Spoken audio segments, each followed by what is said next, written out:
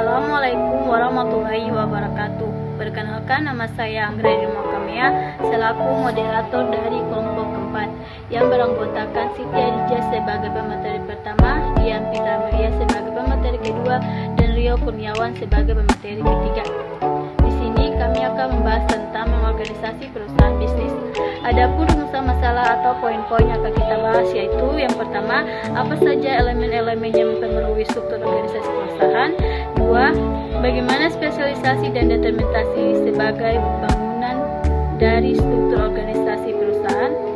Tiga, apa saja perbedaan antara tanggung jawab, wewenang, delegasi, dan akuntabilitas, serta pengambilan keputusan dalam organisasi tersentralisasi dan terdesentralisasi. Dan yang terakhir, bagaimana perbedaan antara struktur organisasi fungsional, divisional, matriks, dan internasional, serta bagaimana bentuk rancangan organisasi baru yang populer. Membedakan unsur-unsur yang mempengaruhi struktur organisasi perusahaan. Basi organisasi dan struktur organisasi itu, secara umum organisasi adalah kesatuan sosial yang dikoordinasikan secara sadar dengan sebuah batasan yang relatif dapat diidentifikasi yang bekerja atas dasar yang relatif terus-menerus untuk mencapai suatu tujuan bersama atau sekelompok tujuan. Sedangkan dalam bisnis organisasi yaitu suatu organisasi yang melakukan aktivitas ekonomi yang bertujuan untuk menghasilkan keuntungan. Struktur organisasi adalah suatu susunan dan hubungan antar setiap bagian serta posisi yang ada pada suatu organisasi atau perusahaan dalam menjalankan kegiatan operasional untuk mencapai tujuan perusahaan. Ada 4 elemen struktur organisasi. Yang pertama, adanya spesialisasi kegiatan kerja. Kedua, adanya standarisasi kegiatan kerja. Dan yang ketiga, adanya koordinasi kegiatan kerja. Dan keempat, besaran seluruh organisasi. Tahapan pertama dalam membangun sebuah struktur organisasi bisnis. Yang pertama, spesialisasi, yaitu proses mengidentifikasi pekerjaan-pekerjaan khusus yang harus dilakukan dan menentukan siapa yang akan melakukannya. Menghasilkan spesialisasi pekerjaan. Dan yang kedua, apartementalisasi, yaitu proses pengelompokan orang-orang yang melaksanakan pekerjaan dalam unit-unit yang logis sesuai dengan spesialisasi.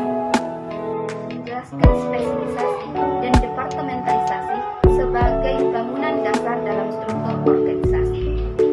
Dua aktivitas membangun struktur dasar dalam sebuah organisasi. Proses mengidentifikasi pekerjaan-pekerjaan spesifik dan merancang orang-orang untuk menjalankannya dan menghasilkan spesialisasi pekerjaan. Setelah terspesialisasi, pekerjaan dikelompokkan dalam unit-unit logis atau proses departementalisasi. Departementalisasi membuat suatu departemen sebagai pusat laba atau unit perusahaan terpisah yang bertanggung jawab terhadap biaya dan labanya sendiri. Departementalisasi mengikuti salah satu atau kombinasi dari 4 bentuk. Pertama, departementalisasi berdasarkan pelanggan. Kedua, departementalisasi berdasarkan produk. Ketiga, departementalisasi berdasarkan proses. Keempat, departementalisasi berdasarkan geografis dan departementalisasi berdasarkan fungsi. 4 bentuk departementalisasi. Pertama, departementalisasi berdasarkan pelanggan, yaitu berdasarkan jenis pelanggan yang kemungkinan besar membeli produk tertentu. Kedua, departementalisasi berdasarkan produk, berdasarkan produk yang diciptakan.